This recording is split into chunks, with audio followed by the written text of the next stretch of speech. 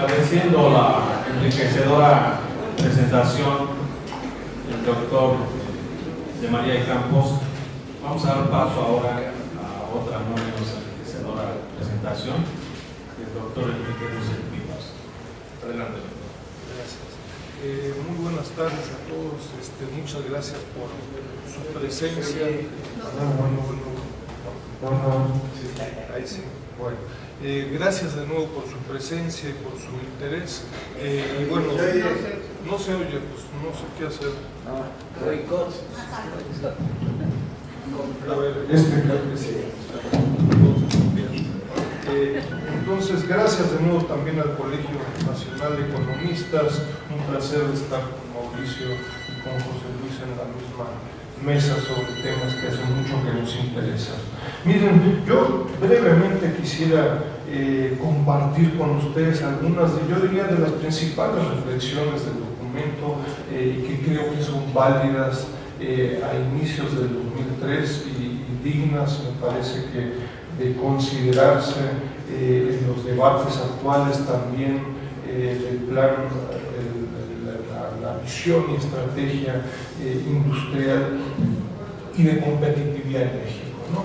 Primero yo diría, la teoría importa, ¿no? Es decir, si uno quiere discutir el tema de competitividad y política industrial, pues hay que saber de qué estamos hablando, porque si no yo diría, en contra de muchos, pues ahí de pronto la política industrial está como de moda, ¿no? Entonces parece que la política industrial va a solucionar todos los males de los macroeconomistas, ¿no? Entonces hay problemas múltiples y entonces no, pues con que les den 10 pesos más allá de los de economía, pues ya hay que no den lata y hay que se la pasen un rato, uno viene el sexenio, ¿no? Entonces, tanto el concepto de política industrial como competitividad me parece que es crítico y ese es el punto de partida para una nueva política industrial y de competitividad.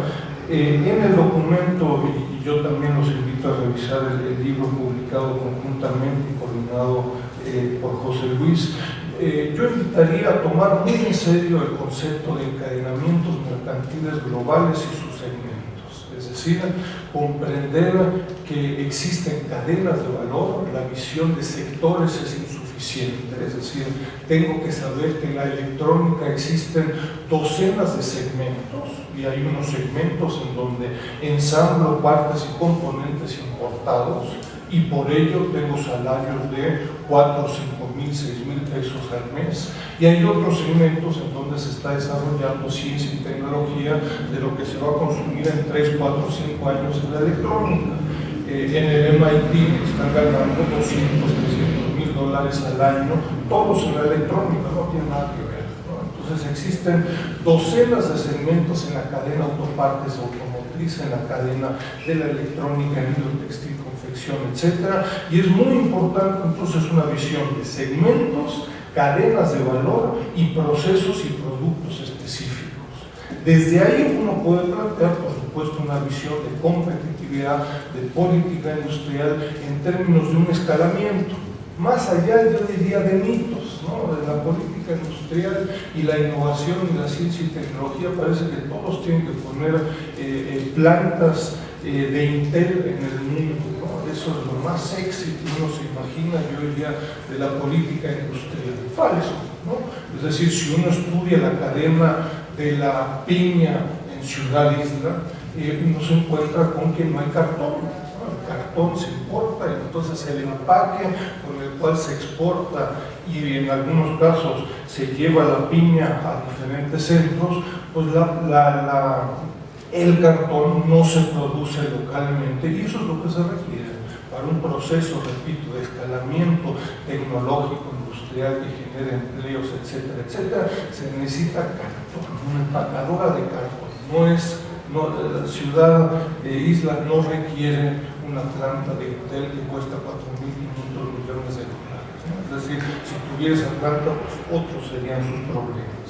Entonces, una visión de encadenamientos mercantiles globales y sus segmentos, desde ahí, con base en procesos y productos específicos, un proceso de escalamiento. Segundo concepto me parece relevante es el concepto de competitividad sistémica. Es decir, contrario a Porter, que destaca sobre todo una visión, yo diría, administrativa a nivel micro y de la empresa, yo creo que después de 20 años de debates y discusiones sobre la competitividad, hay un consenso interesante en donde la competitividad debe comprenderse desde una perspectiva sistémica. ¿Y qué significa esto de sistémico? Algunos dicen, bueno, además sistemático, ¿verdad? No tiene nada que ver con, puede ser sistemático. Implica que se requieren condiciones, para generar condiciones de competitividad se requieren condiciones microeconómicas o a nivel de la empresa, es decir, por supuesto, el empresario y a nivel de empresa se requieren medidas muy puntuales. A nivel mesoeconómico o institucional, es decir, las instituciones públicas y privadas a nivel federal, a nivel regional, a nivel local, son críticas, ¿no? Muchas veces uno se encuentra, bueno, y si la institución X diera 500 millones de yuanes, dólares o lo que ustedes quisieran, bueno, ¿qué hacemos con eso? Y eso, quién sabe, a mí se me ocurre una cosa, y entonces estamos acá en la asociación X y pues de 50 personas tenemos 60 opiniones. Entonces, si el nivel institucional a nivel federal, por México, la Secretaría de Economía, muy prominente la Secretaría de Hacienda, que no aparece en ninguna de estas discusiones, si ese nivel institucional no está dispuesto a fomentar la competitividad y si no hay un tejido institucional que permita un diálogo, propuestas, permite llevar a cabo proyectos, la competitividad desde una perspectiva sistémica tiene poco sentido.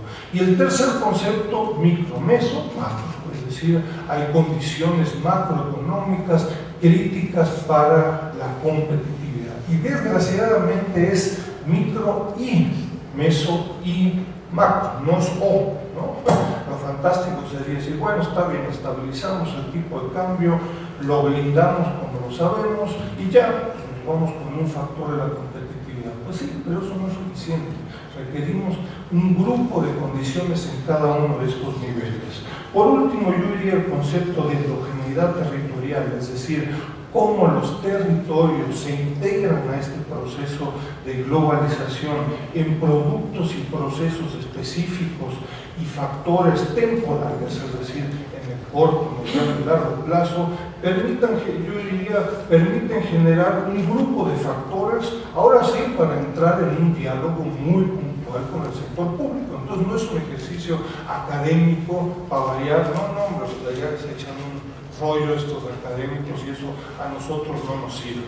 No, el sistema armonizado tiene 17,000 productos, ¿no? Entonces agarremos grupo de productos, la cadena hilo textil confección tiene 5,500 fracciones a 10 dígitos del sistema armonizado, agarremos un grupo de productos, sus procesos en espacio y tiempo y condiciones macro, meso y micro y segmentos específicos. Entonces ahí la tecnología y la innovación no son un abstracto, sino que es cartón, porque yo requiero en Ciudad Isla, quiero apoyar en Ciudad Isla los procesos específicos de la cadena de valor de la piña, bueno, pues entonces innovación, valor agregado y tecnología significa cartón. Y destaco el caso del cartón porque es lo que menos uno se imagina, ¿no? Es decir, uno se imagina la aeronáutica y cosas muy bonitas y no el cartón, que es lo que se requiere en Ciudad Isla.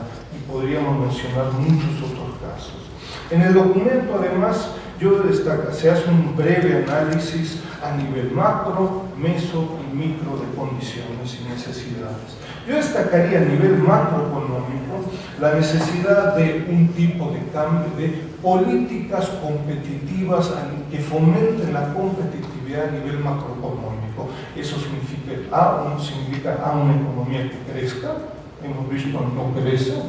B, una economía en donde el sector público invierta, ha dejado de invertir. C, un tipo de cambio competitivo, es decir, un tipo de cambio sobrevaluado, sirve como ancla antiinflacionaria, pero ha hecho pedazos del aparato productivo. Y yo diría, por último, el tema del financiamiento, es decir, sin financiamiento el aparato productivo no va a funcionar. Entonces hay un grupo de medidas a nivel macroeconómico desde la perspectiva de la competitividad. Ahí hay un rubro de temas que se debieran encarar si uno quiere tomar el tema en serio, ¿no? Segundo, yo diría a nivel mesoeconómico, se requieren, bueno, por supuesto, instituciones públicas, privadas, que medianamente funcionen, etcétera. Pero yo destacaría sobre todo funcionarios que crean en su trabajo, ¿no? Es decir, en los últimos por lo menos 10 años nos encontramos, yo diría, con un grupo de funcionarios absolutamente ligeros, frívolos y dogmáticos. Yo he hablado con muchos de estos, director general de área de industrias básicas, ¿no? ¿Y tú a qué te dedicas? Pues yo la verdad es que no creo en esto, ¿no? Pero cobran los 60, 70, 80 mil pesos y se les pasó el sexenio en algo en lo que no cree. Si seguimos con este tipo de funcionarios, pues el resto de las cosas nos las podemos ahorrar, ¿no? Es decir, si seguimos con las Lorenzas Martínez, etcétera, con simplemente la idea de que mientras menos política industrial, mientras menos aranceles, mejor para la competitividad y el resto nos lo ahorramos, el tema me parece que cualquier política industrial resulta sobrante. En el documento se señalan además un par, yo diría, de importantes estructuras en la industria en los últimos años. Ahora fue esta, parece, pero yo, ese sí, no, bueno. Sí, bueno, ahí está. Yo destacaría, uno, la necesidad de sobrellevar procesos de importación temporal procesos de importación temporal para su exportación. Es decir, más del 80% hoy en día de las exportaciones mexicanas dependen de programas de importación temporal para su exportación. El más importante y conocido, por supuesto, es el de la maquila. Todo eso hoy se agrupa bajo el IMEX, pero yo diría, estamos generando incentivos equivocados. Hace 50 años se buscó, vamos a festejar, a ver si alguien se acuerda, de los 50 años de la industria maquiladora de exportación. Hace 50 años, yo diría, buscamos fomentar, uno diría con respeto y algo de humor, pueblos bicicleteros en el norte del país, ¿no? Pero lo que pasa es que hoy en día tenemos alrededor de 2 millones de empleos que dependen de procesos de importación temporal para su exportación y que no tienen ningún incentivo para integrar o endogenizar sus procesos y sus productos, ¿no? Mientras no logremos hacer eso, ahora sí que no, sí, ¿verdad?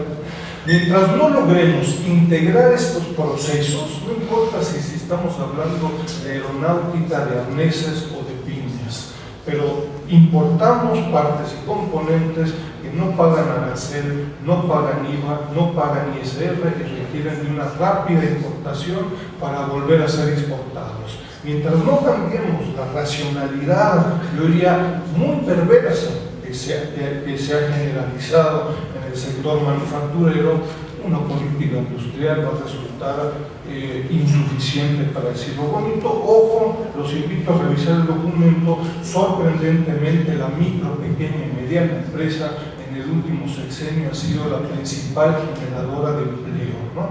Y eso también es relevante, es decir, la gran empresa en México se las está viendo muy difícil para generar empleo. Y con base en esto, en fin, en el documento se plantea un decálogo de propuestas. Yo destacaría solamente 2 o 3 de estas. Entonces, instrumentos para implementar la política macroeconómica, y acá la Secretaría de Hacienda tiene que participar, es decir, en estos debates, en estas discusiones. Uno a veces se encuentra con funcionarios de la Secretaría de Economía de ProMéxico, pero la gente de Hacienda, que son los que tienen, yo diría, la sartén por el mango, brillan por su ausencia, ¿no? Es decir, los que tienen el presupuesto, los que asignan un presupuesto realmente significativo y tienen la habilidad de afectar a la política de ciencia y tecnología, Sendai en general, nuevos incentivos, no participan en esta discusión. Mientras no participen y les den 10% más de presupuesto al CONACYT y 5% más a la Secretaría de Economía, creo que eso no tiene ningún sentido. Es decir, se requiere discutir sobre el tipo de cambio, de financiamiento y de inversión. Me parece de nuevo que el papel de los organismos empresariales y públicos es fundamental, y en este decálogo destacaría por último la enorme importancia también de la inversión extranjera directa. Hemos sacado 2 o 3 libros en los últimos 6-7 años sobre los efectos de la inversión extranjera directa, y la inversión extranjera directa yo diría es un excelente mal ejemplo de cómo no generar incentivos. Es decir, la inversión extranjera directa no tiene ningún incentivo para integrarse, para endogeneizar procesos, porque tiene un grupo de incentivos para importar partes y componentes y volver a exportarlos sin mayor generación ni de empleo, ni de valor agregado, y mucho menos de ciencia y tecnología. Termino entonces, yo sería muy crítico, muy cauto de esta nueva moda de todos por la política industrial, de amigos y otros no tan amigos. Creo que no va a ser la solución de todos los males. Creo que la teoría y los conceptos importan. Es decir, si diríamos acá con Lorenzo Martínez, y ella nos dice que mientras menos aranceles mejor para la competitividad y el resto de las variables son irrelevantes, pues estamos discutiendo de otro concepto de competitividad. Si no nos ponemos de acuerdo, no vamos a estar claros al respecto, ¿no? Y me preocupa mucho, termino, esta moda de la política industrial. Yo diría, claro, si Herminio Blanco es el gran expositor de la política industrial y comercial de este país, pues entonces realmente estamos mal, ¿no? Gracias.